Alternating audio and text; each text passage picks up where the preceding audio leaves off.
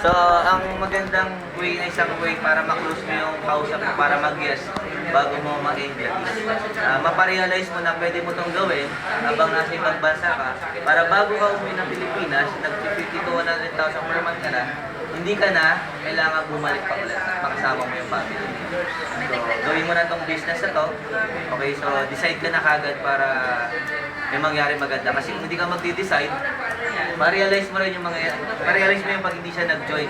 Well, habang buhay kang nag-abroad. So, pagbalik mo, alis ka ulit, babalik ulit. So, pa-realize mo yung ganun. Pwedeng isang abroad mo na lang, pagbalik mo, pwede ka na mag-forget kasi nag-join ka, kasi kumikita ka. So, motivation.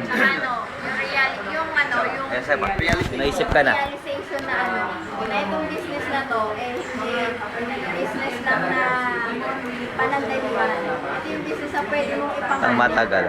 long term. Kaya nga lifetime business opportunity.